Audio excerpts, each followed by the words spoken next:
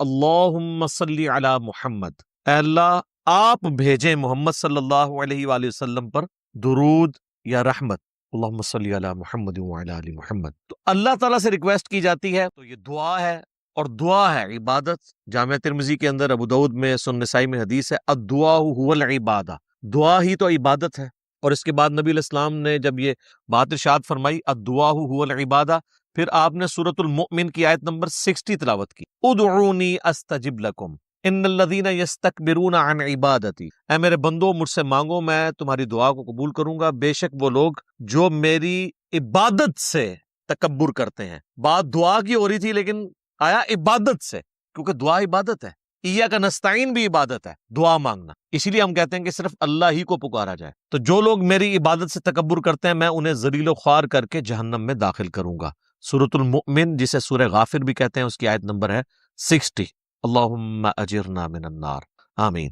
تو اس کے تحت درود شریف جو ہے یہ اللہ کی عبادت ہے، چونکہ وہ دعا ہے، لہٰذا جو عبادت ہے اس کے اوپر تو کوئی دوسری بات ہو ہی نہیں سکتی ہے۔ اور درود شریف کے حوالے سے تو ہمیں اللہ تعالیٰ نے قرآن حکیم میں حکماً یہ بات ارشاد فرمائی ہے، سورۃ الاحزاب کی آیت نمبر 56، ان اللہ وملائکتہ یصلون علی النبی یا ایھا الذین آمنوا صلوا علیہ وسلموا تسلیما اللہم صل علی محمد وعلی آل محمد واصحابہ اجمعین الی یوم الدین، آمین۔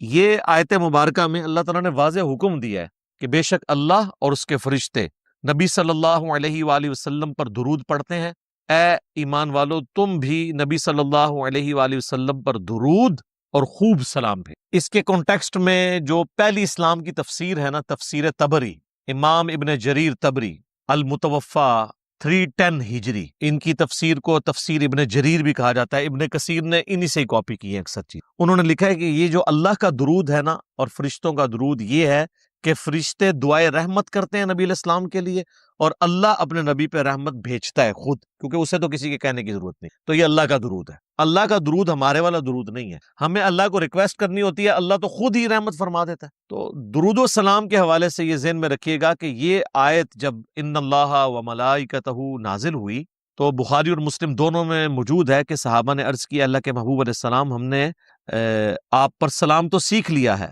السلام علیکہ ایھا النبی، جو آپ نے سکھایا ہے تشہد کے اندر، ہم آپ پر درود کیسے پڑھیں؟ تو پھر آپ صلی اللہ علیہ وآلہ وسلم نے نماز والا درود ابراہیمی تعلیم فرمائی، اور جو لوگ بدبختی پہ اترے ہوئے ہیں وہ اس کو وہاں بھی درود کہنا شروع کر دیتے ہیں، حالانکہ بخاری مسلم میں نبی علیہ السلام نے یہ درود سکھایا، حتیٰ کہ تفسیر نعیمی جو مفتی احمد یار خان نعیمی اور ان کے بیٹے نے مل کے لکھی ہے، اس میں واضح انہوں نے لکھا ہے کہ درود ابراہیمی جو ہے یہ ایک ناقص درود ہے نماز کے باہر، اور یہ پڑھنا گناہ ہے، نعوذ باللہ، گناہ۔ وہ کہتے ہیں نماز کے اندر تو درست ہے، وہ کہتے ہیں گناہ کی جسٹیفیکیشن وہ یہ دیتے ہیں کہ جی اس میں تو اللہ کا حکم پورا نہیں ہو رہا، کیونکہ اللہ تو کہہ رہا ہے درود اور سلام دونوں بھیجو، تو اس میں تو صرف درود ہے، سلام کوئی نہیں ہے۔ دیکھیں، اور نماز میں السلام علیکہ ایھا النبی آ جاتا ہے۔ میرے بھائی سلام اور درود دونوں انٹرچینجبل الفاظ ہیں، اگر یہی بات آپ کی منطق مان لی جائے نا تو 99% احادیث صرف درود کے بارے میں، سلام کے بارے میں نہیں ہے۔ مثلا صحیح مسلم میں جو حدیث ہے، جو شخص اذان کا جواب دے اس کے بعد مجھ پر درود پڑھے، تو جو ایک دفعہ درود پڑے گا اللہ اس پہ 10 رحمتیں نازل فرمائے گا۔ اور پھر آپ علیہ السلام نے فرمایا اس کے بعد اللہ کے حضور میرے لیے الوسیلہ والی دعا مانگے تو میری شفاعت اس کے لیے حلال ہو جائے گی۔ اس میں سلام تو ہے نہیں ہے، وہاں تو کسی نے اللہ کے نبی علیہ السلام کو مشورہ نہیں دیا کہ آپ یہ ناقص بات کیوں کر رہے ہیں، درود والی آپ کو سلام بھی ساتھ کہنا چاہیے۔ خام خواہ یہ انٹرچینجبل الفاظ ہیں، جس طرح اردو میں بھی خوش و خرم، درود اور سلام، درود کیا ہے؟ ہم یہ ویسے فارسی زبان کا لفظ ہے، عربی میں صلاح دعا ہے، دعائے رحمت نبی علیہ السلام کے، اور سلامتی کیا ہوتی ہے؟ وہ بھی دعائے رحمت ہی ہوتی ہے، یعنی ایک انداز ہے دونوں اعتبار سے، نبی علیہ السلام پہ کوئی درود پڑھے یا سلام پڑھے، بات تو ایک ہے۔ سنن نسائی میں حدیث ہے، جو مجھ پر ایک دفعہ درود پڑھتا ہے اللہ تعالیٰ اس پہ 10 دفعہ رحمت نازل فرماتا ہے، اور جو ایک دفعہ سلام پڑھتا ہے اللہ تعالیٰ اس پہ 10 دفعہ سلامتی نازل فرماتا ہے۔ آپ نے کبھی اس کو آپس میں کمپیئر ہی نہیں کروایا۔ جامعہ ترمذی میں حدیث ہے، قیامت والے دن سب سے زیادہ میرے نزدیک وہ ہوگا جس نے دنیا میں سب سے زیادہ مجھ پہ درود پڑھا ہوگا، اس میں سلام کا ذکر ہی کوئی نہیں موجود ہے۔ جامعہ ترمذی میں ایک حدیث ہے جس کی سند کمزور ہے، لیکن اس کی صحیح سند المستدرک للحاکم کے اندر ہے، فضل الصلاۃ علی النبی کے اندر موجود ہے کہ نبی علیہ السلام ایک دفعہ مسجد میں تشریف لائے تو ممبر کی پہلی سیڑھی پر قدم رکھا، فرمایا آمین، دوسری پہ رکھا، فرمایا آمین، تیسری پہ رکھا، فرمایا آمین۔ صحابہ نے کہا ہم نے آپ کو آج وہ عمل کرتے ہوئے دیکھا جو پہلے نہیں دیکھا، تو آپ نے فرمایا کہ جبرائیل علیہ السلام میرے پاس آئے تھے اور انہوں نے کہا کہ یا رسول اللہ میری دعا کے اوپر مہر لگائیں، آمین کہیں کہ ہلاک ہو جائے وہ شخص جس کے سامنے آپ کا ذکر ہو اور وہ آپ پر درود نہ پڑے، اللہم صلی علی محمد وعلی آل محمد۔ ایک مجلس میں ایک دفعہ پڑھ لینا کافی ہوتا ہے، ہر دفعہ پڑھیں تو بہت اچھی بات ہے۔ تو میں نے کہا آمین۔ دوسری سیڑھی پہ قدم رکھا تو اس نے کہا کہ ہلاک ہو جائے وہ شخص جس کو ماں باپ دونوں یا دونوں میں سے کوئی ایک بڑھاپے کی حالت میں ملے اور ان کی خدمت کر کے جنت نہ کما سکے، تو میں نے کہا آمین۔ اور تیسری سیڑھی پہ اس نے کہا کہ جو شخص رمضان کا مہینہ پائے اور اللہ سے اپنی مغفرت نہ کروا سکے، وہ بھی تباہ و برباد ہو جائے، تو میں نے کہا آمین۔ تو وہاں پہ بھی درود کے الفاظ ہیں۔ جامعہ ترمذی میں مولا علی علیہ السلام نے حدیث روایت کی ہے کہ نبی صلی اللہ علیہ وآلہ وسلم نے فرمایا اصل میں کنجوس وہ شخص ہے جس کے سامنے میرا ذکر ہو اور مجھ پر درود نہ پڑے، اللہم صلی علی محمد وعلی آل محمد۔ سنن نسائی کے اندر حدیث موجود ہے، نبی علیہ السلام نے فرمایا جو مجھ پر ایک دفعہ درود پڑتا ہے اللہ تعالیٰ اس پہ 10 رحمتیں نازل فرماتا ہے، اس کے 10 گناہ معاف کر دیتا ہے، اس کے 10 درجات بلند فرما دیتا ہے، اس کے لیے 10 نیکیاں لکھ دیتا ہے۔ وہاں پہ بھی درود کے الفاظ ہیں۔ سنن نسائی میں ایک اور حدیث ہے، زید بن خارجہ کو نبی علیہ السلام نے فرمایا کہ مجھ پر درود کو لازم کر لو اور اپنی دعاؤں میں درود پڑا کرو اور کہا کرو اللہم صلی علی محمد وعلی آل محمد۔ یہ میرا وظیفہ بھی ہے، درود شریف مختصر ترین درود ابراہیمی کا پہلا حصہ، اس میں تو حضور علیہ السلام نے سلام کا ذکر ہی نہیں کیا، اور آپ فرما رہے ہیں دعا کے ساتھ درود پڑھو۔ تو آگے سے صحابی نے کہا کہ سلام نہیں پڑھوں گا تو اللہ کے حکم کی نافرمانی ہو جائے گی اور میں گستاخ ہو جاؤں گا، تو میری دعا کہاں سے قبول ہوگی؟ کہانیاں کروائی ان لوگوں نے۔ درود کے الفاظ ہے۔ جامعہ ترمذی میں ایک حدیث موجود ہے، ایک شخص آیا، اس نے نماز پڑھی اور ڈائریکٹ اللہ سے مانگنا شروع کر دیا۔ آپ نے فرمایا اس نے جلدی کی۔ ایک اور سائل آیا، اس نے پہلے اللہ کی حمد بیان کی، پھر درود پڑھا اور پھر اللہ سے مانگا۔ تو آپ نے فرمایا سل تعطا، سل تعطا، مانگ تجھے دیا جائے گا، مانگ تجھے دیا جائے گا۔ اور دوسرے شخص کو حضور نے بلا کے کہا کہ پہلے اللہ کی حمد بیان کرو، پھر مجھ پہ درود پڑھو اور پھر اللہ سے مانگو، یہ دعا کا سلیقہ ہے۔ وہاں پہ بھی سلام کے الفاظ موجود نہیں ہیں۔ سر 99.99% احادیث میں صرف درود کے الفاظ ہیں، سلام کے بھی ہیں لیکن بہت کم حدیث میں۔ سنن نسائی میں حدیث ہے، زمین پہ اللہ کے فرشتے سیاحت کرتے ہیں، میرے امتیوں کا سلام میرے تک پہنچاتے ہیں، جو ہم نماز میں بھی پڑھتے ہیں السلام علیکہ ایھا النبی۔ ہاں قبر رسول پہ پڑھیں تو وہ لادہ درجے کی ایک فضیلت ہے۔ وہ سنن ابی داؤد میں حدیث ہے، جو کوئی شخص مجھ پہ سلام پڑھے گا، امام ابو داؤد نے اسے قبر رسول کی حاضری والے چیپٹر میں لیا ہے، اللہ میری روح لوٹا دے گا، میں اس کے سلام کا جواب بھی دوں گا۔ یعنی یہ برزخی معاملہ ہے، اور روح کا لوٹنا بھی برزخی، ورنہ روح داخل کرنے اور نکلنے سے تو تکلیف ہوتی ہے، یہ برزخی معاملہ ہے۔ اور اگر وہ کہتا ہے نہیں یہ فزیکل ہے، تو کیا نبی علیہ السلام کے سلام کے جواب دینے کی آواز ہمیں باہر آتی ہے؟ نہیں، تو ہمارا بھی وہاں تک پہنچنا برزخی ہے، ان کا بھی ہم تک پہنچنا برزخی۔ تو وہ قبر رسول کی حاضری کے لیے یہ اسپیشل پروٹوکول ہے، وہاں پہ ہم عرض بھی کرتے ہیں۔ المصنف ابن ابی شیبہ میں ہے، سنن الکبریٰ البیہقی میں موجود ہے، الموطا امام مالک میں موجود ہے، فضل الصلاۃ علی النبی 4 کتابوں میں، کہ عبداللہ بن عمر جب بھی سفر پہ جاتے یا واپس آتے تو مسجد نبوی میں 2 نفل پڑھتے، اس کے بعد قبر رسول پہ حاضر ہو کے عرض کرتے السلام علیکہ یا رسول اللہ، پھر سیدنا ابو بکر کی قبر کے سامنے آ کے السلام علیکہ یا ابا بکر، اور پھر السلام علیکہ یا عمر، یا السلام علیکہ یا ابتا، اے میرے باپ تجھ پہ سلام ہو، تو وہاں پہ سلام عرض کرتے تھے۔ تو درود اور سلام دونوں انٹرچینجبل الفاظ ہیں، ایک دوسرے کی جگہ لیتے ہیں۔ یہ اگر کوئی کسی جگہ پر درود پڑھنا ہے، وہاں پہ کوئی درود اور سلام میں سے کوئی ایک چیز بھی پڑھ لے تو وہ کافی ہو جاتا ہے۔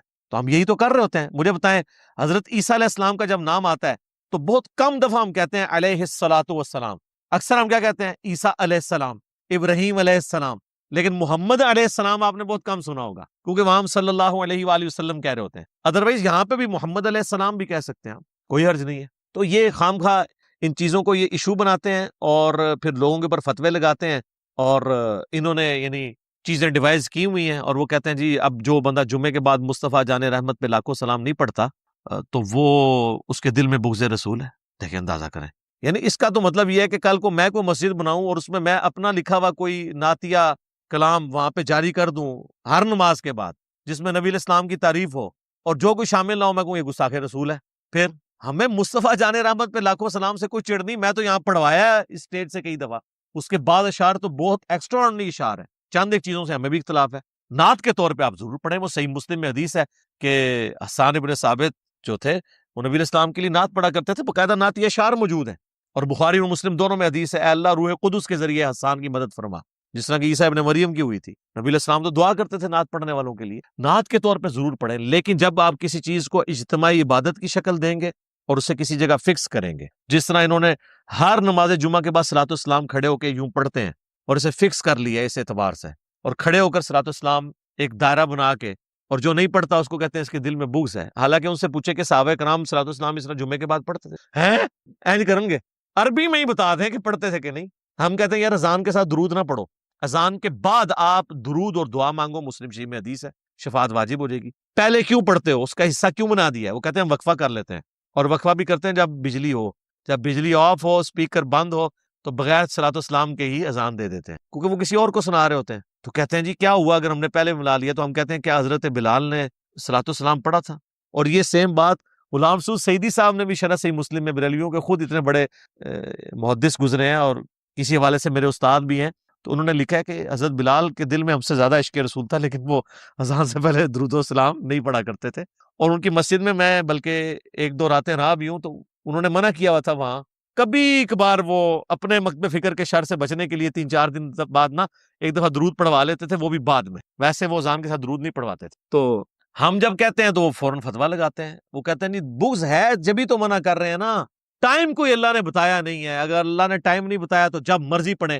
تو سر پھر ہم آپ سے عرض کریں گے, کیا آپ مسجد میں جاتے وقت ٹوائلٹ کی دعا پڑھیں گے, یا ٹوائلٹ میں جاتے وقت دعا پڑھتے ہوئے ساتھ دروشی بھی پڑھیں گے؟ تو خود ہی ان کو سمجھ آ جائے گی بات کی کہ ہر چیز کا ایک وقت ہے. یہ تو اسی طریقے سے ہے, دروشی کا اگر کوئی وقت نہیں ہے تو پھر آپ قیام کے اندر سورہ فاتحہ کی جگہ دروشی پڑھنا شروع کر دیں گے, اپنی مطلب سے چیزوں کو اپنی مرضی سے چینج کریں گے. تو آپ حدیث سن لیں, جامعہ ترمذی کے اندر عبداللہ بن عمر کے سامنے ایک شخص کو چھینک آئی, اس نے کہا الحمدللہ والسلام علی رسول اللہ, تمام تعریفیں اللہ کے لیے اور سلام ہو نبی صلی اللہ علیہ وآلہ وسلم پر. اچھا الصلاۃ والسلام نہیں انہوں نے پڑھا. یہ کہتے ہیں نا درود سلام کے بغیر ناقص ہے, تو سلام تو درود کے بغیر اس سے بڑا ناقص ہوگا, کیونکہ اصل چیز تو درود ہے. تو انہوں نے تو نہیں پڑھا. تو عبداللہ بن عمر نے کہا میں بھی پڑھتا ہوں الحمدللہ والسلام علی رسول اللہ عام حالت میں, لیکن یہاں چھینک کے ساتھ میں نہیں پڑھتا. یہاں ہمیں نبی علیہ السلام نے صرف تعلیم فرمایا الحمدللہ یا الحمدللہ علی کل حال, تم وہی کہو جو نبی علیہ السلام نے تعلیم فرمایا. تو اس نے 295 نہیں لگوائی عبداللہ بن عمر کے اوپر کہ آپ درود کے منکر ہیں, آپ نہیں مانتے درود شریف کو. ان کی تربیت نبی علیہ السلام نے کی تھی. بخاری اور مسلم دونوں میں حدیث ہے, ایک صحابی کو آپ صلی اللہ علیہ وآلہ وسلم نے رات کے وقت وضو کے بعد سونے سے پہلے ایک دعا تعلیم کی. اس میں الفاظ تھے بِنَبِيِّكَ الَّذِي أَرْسَلْتَ, میں ایمان لایا اس پر جو میرے نبی کے ساتھ, تیرے نبی کے ساتھ اے اللہ نازل ہوا. تو اس نے اس دعا کو ریپیٹ کرتے ہوئے پڑھ دیا بِرَسُولِكَ الَّذِي أَرْسَلْ, بہتر الفاظ استعمال کیے, سپرلیٹو ڈگری ہے رسول. رسول تو صرف 315 ہے, باقی تو 1 لاکھ سے زیادہ انبیاء ہی ہیں. آپ فرمایا تم نے میرے الفاظ کیوں چینج کیے, وہی کہو جو میں نے کہا ہے. تو اس نے آگے سے نہیں کہا کہ یا رسول اللہ میں نے تو بہتر ڈگری لگا دی ہے, تو آپ قبول کر لیں, اس کو بدعت حسنہ کے طور پہ قبول کر لیں. آپ علیہ السلام کو پتا تھا کہ الفاظ نہ چینج کریں گے تو پھر معاملات خراب ہو. اچھا پھر ان کے پاس ایکسکیوز باقی رہ کے وہ رہ جاتا ہے, وہ دیکھیں جی منع کہاں ہے. اس کا بھی ہم نے ان کو جواب دیا ہے کہ منع تو ہو گیا نا جب جنرلی آپ علیہ السلام نے فرما دیا. صحیح مسلم میں 2005 نمبر حدیث امام جعفر نے امام باقر سے, اور امام باقر نے جابر بن عبداللہ سے روایت کی رضی اللہ عنہم اجمعین و علیہم السلام اجمعین, کہ نبی علیہ السلام ہر خطبے سے پہلے کہتے تھے اما بعد فإن خیر الحدیث کتاب اللہ وخیر الہدی ہدی محمد صلی اللہ علیہ وآلہ وسلم وشر الامور محدثاتها وکل محدثۃ بدعہ وکل بدعۃ ضلالہ وکل ضلالۃ فی النار. کچھ الفاظ مسلم کے ہیں, کچھ سنن نسائی کے, کچھ ترمذی کے. آگاہ ہو جاؤ سب سے بہترین کلام اللہ کی کتاب ہے, سب سے ہدایت یافتہ راستہ محمد صلی اللہ علیہ وآلہ وسلم کا ہے. بدترین کام وہ ہیں جو دین میں خود سے داخل کرتی ہیں, اور وہ تمام کام بدعتیں ہیں, تمام بدعتیں گمراہیاں ہیں, اور تمام گمراہیاں آگ میں لے جانے والی ہیں. اللہم اجرنا من النار, آمین. تو اب حضور آپ کو کیسے منع کریں؟ آپ جنرل کہہ رہے ہیں کہ میں نے جو تعلیم کیا اس سے ہٹ کے آپ نے نہیں کرنا. بخاری اور مسلم دونوں میں حدیث ہے من احدث فی امرنا ھذا فہو رد, جس نے ہمارے دین میں جو ہم نے تعلیم کیا ہے کوئی بات نہیں داخل کر دی وہ مردود ہے. اگر کوئی کہے گا نا میں فجر کے 3 فرض پڑھوں گا, ایک فالتو ہی ہے, مردود ہو جائے گی. اچھا 2 کی بجائے 1 پڑھنے سے مردود نہ تو سمجھ آتی ہے, 2 کی بجائے 3 پڑھنے سے مردود کیوں ہو جائے گی؟ کیونکہ نبی علیہ السلام کے پیٹرن سے ہٹ. عبادت کی قبولیت کے لیے پہلی شرط عقیدے کا درست ہونا, دوسری شرط نبی علیہ السلام کے طریقے پہ ہونا, اور تیسری شرط اخلاص بھی ہو, اللہ کے لیے ہو رہا ہوں, دکھلاوے کے لیے نہیں. پھر نبی علیہ السلام کا طریقہ چھوڑ دیا تو پھر آپ کی کہاں سے عبادت قبول ہونی ہے؟ پھر بھی ان کو سمجھنا ہے. پھر میں ان کو اینٹی وینم الزامی جواب, پھکی جسے میں پنجابی میں کہتا ہوں, وہ دیتا ہوں. یہ تو کوئی ایکسکیوز نہیں ہے. اذان کیا برا کام ہے؟ نیکی کا کام ہے, کرو. بخاری مسلم میں حدیث ہے اذان کی آواز سن کے شیطان کی ہوا خارج ہو جاتی ہے اور وہ بھاگ جاتا ہے. آپ کو جو بعد میں قبر پہ جا کے آپ اپنی اذان خود سے دیتے ہیں شیطان کو بھگانے کے لیے, جنازے کے وقت بھی بھگائیں نا, تو کہتے ہیں نہیں جی وہ تعلیم نہیں کی نبی علیہ السلام. تو پھر آپ کی اپنی ڈیفینیشن خود ہی خراب ہو گئی نا. ہم بھی یہی کہتے ہیں جو تعلیم نہیں کی وہ نہیں کرنا, اور کچھ زیادہ کوئی چتر بننے کی کوشش کرتے ہیں, وہ کہتے ہیں جی یہ جنازے دی اذان ہوندی ہے جہاں بچہ پیدا ہوتا ہے نا اس ٹائم کہانی دیتی جاتی ہے. ایڈی لمبی کہانی بنا دے جے, یہ کس آیت اور حدیث میں لکھا ہوا ہے کہ یہ وہ والی اذان ہوتی ہے؟ خام اذان کا مقصد ہمیشہ نماز کے اعتبار سے لوگوں کو بلانا ہوتا ہے. تو اس کا تو مطلب ہے کہ جب بچے کے کان میں اذان دی جائے تو اسپیکر میں دیا کریں تاکہ سارے گھر آپ کے پہنچ جائیں اور کہیں جی ہاں جی جنازہ پڑھنا آیا ہے تھا دسو کو ہونا ہے. پھر اس طرح کی گلاں ہون گے تے جو آپ اسی دیا گے نا.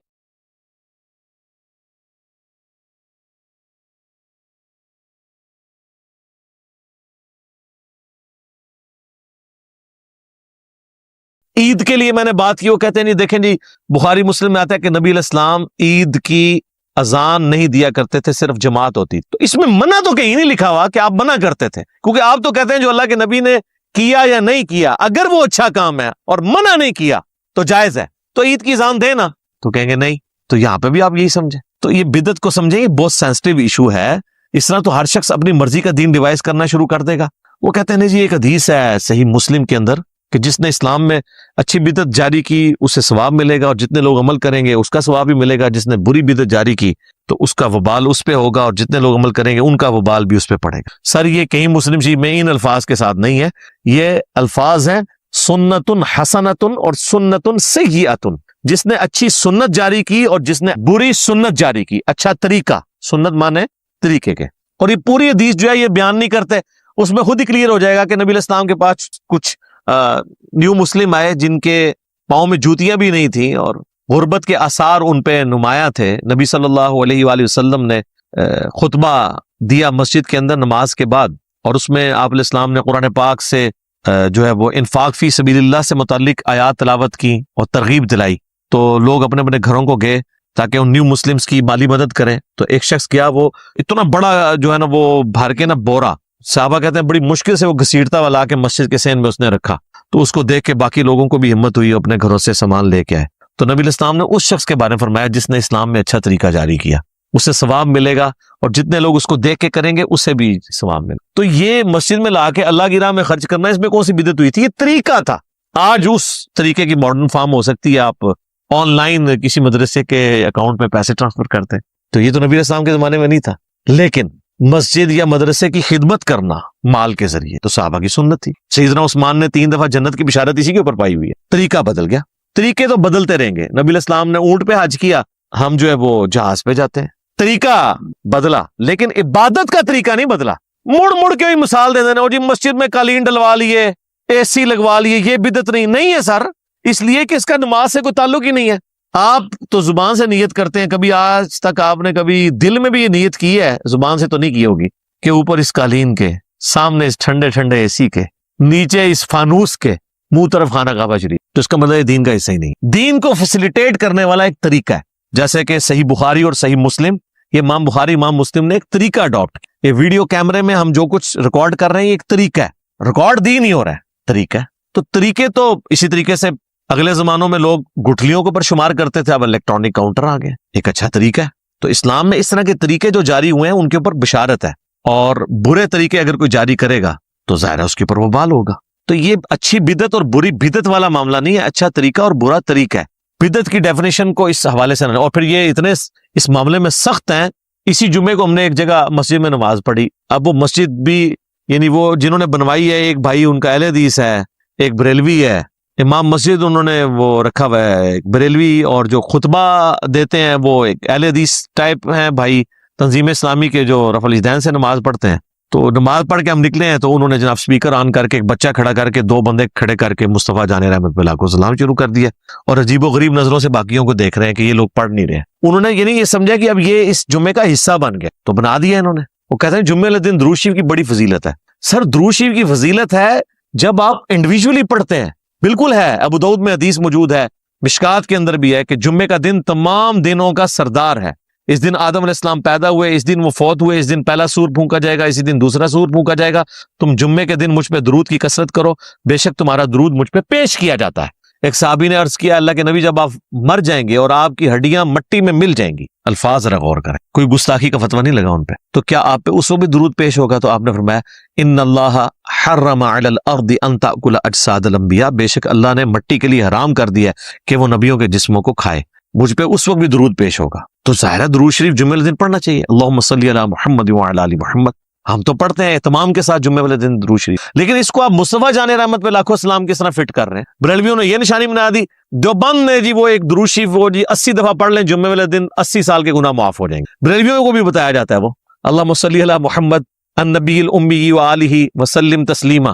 تو سر یہ القول البدیع کتاب میں موجود ہے اس کا ریفرنس، اور وہ جو اس کا راوی ہے نا امام سخاوی، وہ نبی علیہ السلام کے 500 سال بعد آیا اور اس نے بغیر سند کے یہ حدیث لکھی ہے۔ یہ حدیث کہاں ہے؟ اس کی کوئی ملتی جلتی کوئی سند موجود ہے طبرانی میں بھی، وہ بھی متروک اور ضعیف راویوں سے ہے۔ 80 سال کے گناہ اس طرح معاف نہیں ہوں گے، اسی تو لوگ پھر صرف جمعہ ہی پڑھتے ہیں، اس کے بعد 80 دفعہ درود شریف پڑھ لیتے ہیں، 5 وقت کی نماز ہی چھوڑی ہوئی ہے لوگوں نے۔ اس طرح نہیں 80 سال کے گناہ معاف ہوتے۔ درود شریف آپ پڑھیں، ضرور پڑھیں، لیکن جب آپ ایون آپ 100 دفعہ پڑھیں، 80 دفعہ پڑھیں، پڑھنا چاہتے ہیں ضرور پڑھیں، لیکن جب آپ ہلکا بنائیں گے، ایک اجتماعی شکل دیں گے، یہ یاد رکھیں پیٹ رول بدعت کا۔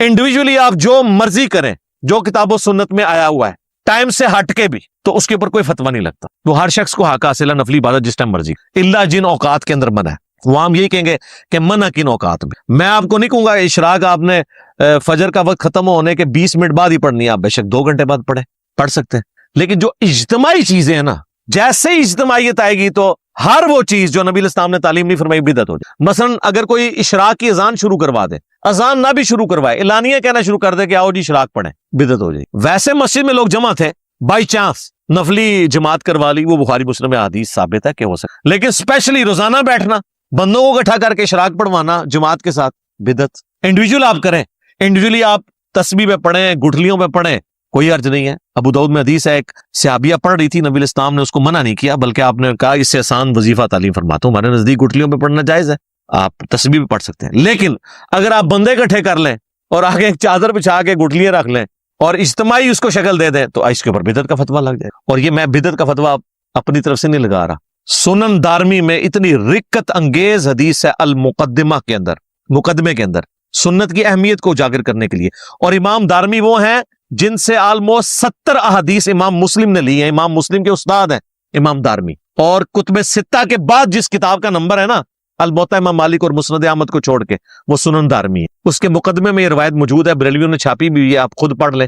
کوفے کی جامع مسجد کے اندر کچھ لوگ بیٹھ کے گٹھلیوں کے اوپر پڑھ رہے ہوتے ہیں سبحان اللہ، الحمدللہ، لا الہ الا اللہ، اللہ اکبر۔ سر اس سے افضل کوئی وظیفہ ہی نہیں ہے۔ صحیح مسلم میں حدیث ہے کہ جن چیزوں پہ سورج طلوع ہوتا ہے نا، مجھے ان کلمات سے بڑھ کر کوئی اور عزیز چیز نہیں ہے، جن پہ بھی سورج طلوع ہوتا ہے، یعنی دنیا اور جو کچھ اس کے اندر ہے سے بڑھ کے مجھے محبوب ہے سبحان اللہ والحمدللہ ولا الہ الا اللہ واللہ اکبر۔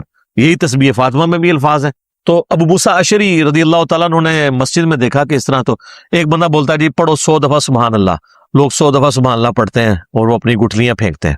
اب ان کو یہ عجیب لگا، انہوں نے بجائے کو فتویٰ لگانے کے نا وہ عبداللہ ابن مسعود کے گھر آئے اور کہا کہ حضرت، وہ اس لیے بھی کہ عبداللہ ابن مسعود حضرت عمر کے یہ دور کی بات ہے، حضرت عمر کے دور میں وہ چیف جسٹس بھی تھے اور دین کو زیادہ جانتے تھے، تو یہ حضرت عمر یا حضرت عثمان کے دور کی بات ہوگی، کیونکہ حضرت علی کا زمانہ تو خلافت کا نہیں پایا، ابن مسعود 33 ہجری میں فوت ہوئے ہیں۔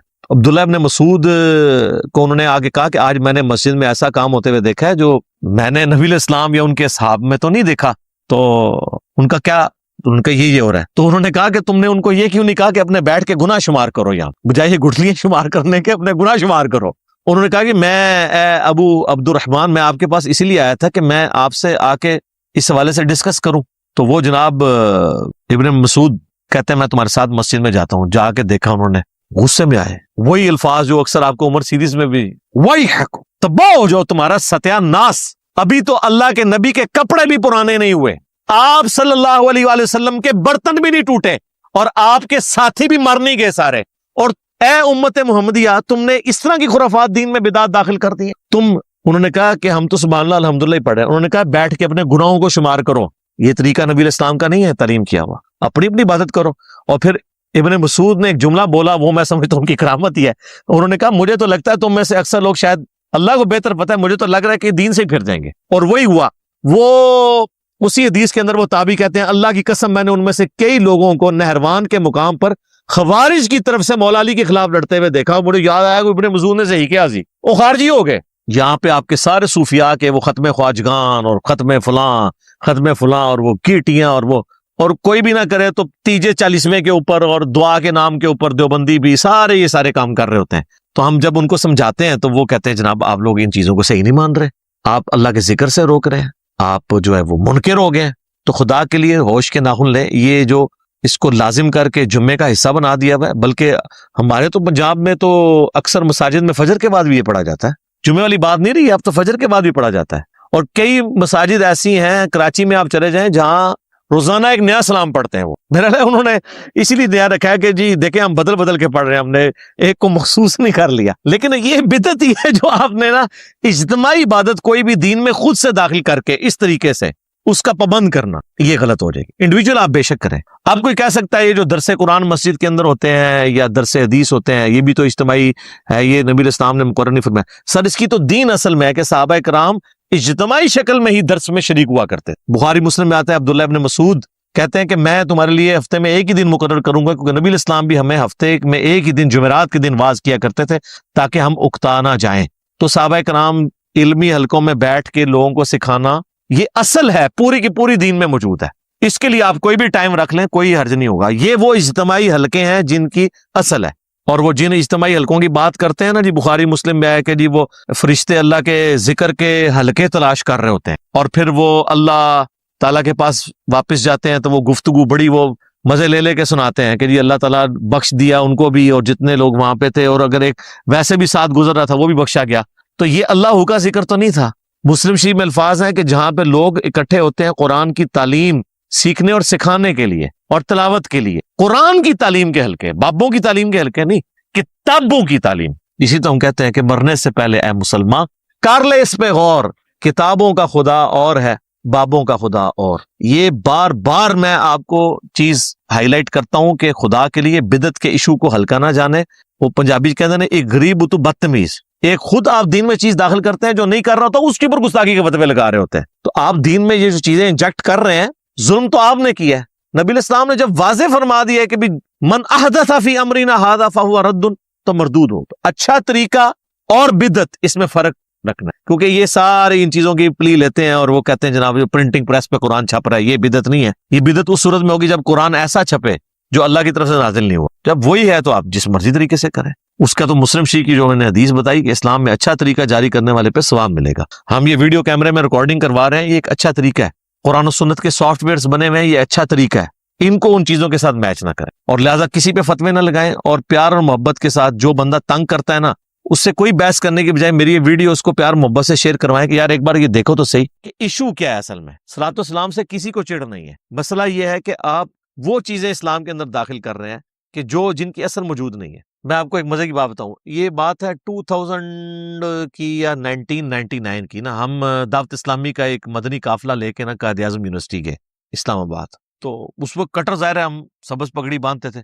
میرے پاس ایک پروفیسر آ کے بیٹھے، وہ مجھے کہنے لگے بیٹا میں پچھلے دنوں انڈیا گیا ہوا تھا، تو مجھے کہنے لگے مجھے بتائیں کہ یہ جو اذان کے بعد، یہ جو نماز کے بعد آپ بلند آواز سے کلمہ پڑھتے ہیں بریلوی حضرات، تو یہ سنت ہے؟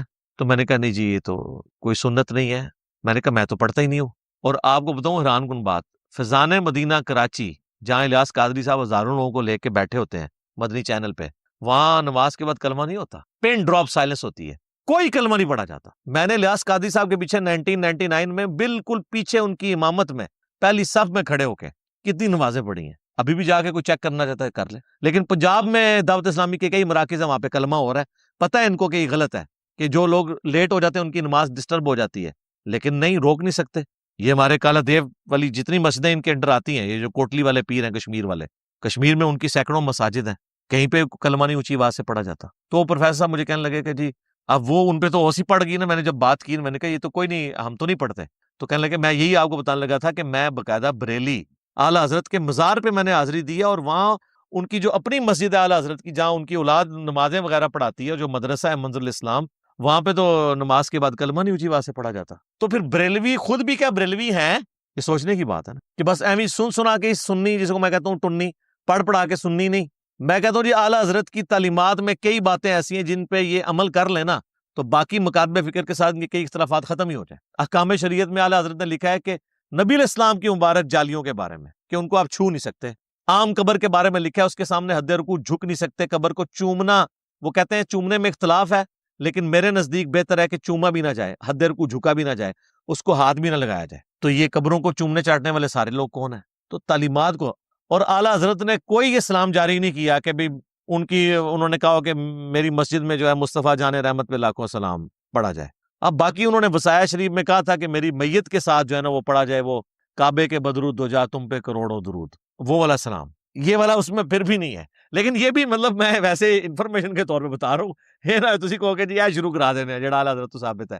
اعلیٰ حضرت سے نہیں ثابت دیکھنا، وہ آپ نے حضرت محمد صلی اللہ علیہ وآلہ وسلم سے ثابت دیکھنا ہے، جن کو آپ اعلیٰ نہیں کہتے ہیں، صرف حضرت محمد کہتے ہیں۔ فرق دیکھ لینا، وہ صرف حضرت محمد، یہاں اعلیٰ حضرت۔ میں کئی بار سنتا ہوں، آپ دیکھیں یہ اپنے علماء کے ناموں کے ساتھ اتنی لمبی لمبی دمیں، کئی بار یعنی مدنی چینل پہ میں نے دیکھا ہے نا کہ وہ الیاس قادری صاحب کا نام لیتے ہیں تو ان کے ساتھ اتنے القابات، ابو البلال فلاں فلاں فلاں، اپنی کتاب میں فرمان مصطفیٰ نقل کر، مصطفیٰ کلّہ صلی اللہ علیہ وآلہ وسلم۔ کبھی کبھار القابات بھی لگا لیتے ہیں، کئی بار اکیلے بھی، اور کئی لوگ تو ایسے ہیں اللہ معافی دے، اگر ایک جملے میں 3 دفعہ نام ہے، تینوں دفعہ القابات ریپیٹ کر، تقریر لمبی ہو جائے ان کو کوئی غرض نہیں، چیزیں خود سے دین میں داخل کی ہوئی ہیں اور باقیوں کا اس کو پابند بنایا ہوا ہے، اور جب کوئی پوچھتا ہے تو کہتے ہیں جی آپ لوگ منکر ہو گئے۔ ابھی انہوں نے اذان شروع کروا دی ہوئی ہے اس کے اوپر، قبر کے اوپر، پوچھے کہاں لکھی ہے، وہ کہتے ہیں جی بات یہ ہے کہ قبر میں سوال ہونے ہیں نا، ان سوالوں کے جواب اذان میں، تو نبی الاسلام کو اس بات کا نہیں پتا تھا تو آپ ہی شروع کروا دیتے، اور کہتے ہیں دیکھیں اذان ہی دی ہے نا جی، کوئی ادھر کوئی لڈی تو نہیں ڈالی نا، کوئی غلط کام تو نہیں کیا، وہی بات۔ پھر تو سر جنازے سے پہلے بھی اذان کروائیں، عید سے پہلے بھی اذان کروائیں، منع تو وہ بھی کوئی نہیں ہے، صرف ثابت نہیں ہے نا، کرواتے جائیں۔ تو یہ بدعت کے ایشو کے بارے میں معاملات کو دیکھنے کی ضرورت ہے۔ باقی یہ میں مانتا ہوں کہ اہل حدیث نے بھی ہر مسئلے کے اوپر جو بدعت کا فتویٰ لگایا نا، وہ بھی بالکل پھر غلط طرف چلے جاتے ہیں، وہ بھی ایکسٹریم رویے ہیں، اس طرح کے معاملات کو جو ہے نا وہ پھر بدعت کے حوالے سے خود کے ہی ایک معاملات میں وہ پھنس جاتے ہیں۔ لیکن جو بنیادی چیزیں ہیں ان کو آپ دیکھ کے چلیں، تاکہ دین کے اندر ایسی چیزیں داخل نہ ہوں کہ جس کی وجہ سے آپ کو پھر تکلیف اٹھانی پڑے، اور الٹا آپ تو وہ جاری کر کے سائڈ پہ ہو جاتے ہیں، جو بیچارے نہیں کر رہے ہوتے ان کے اوپر گستاخی کے فتوے لگ رہے ہیں۔ تو اللہ تعالیٰ ہمیں کتاب و سنت کی تعلیمات کے مطابق چلنے کی توفیق عطا فرمائے، آمین۔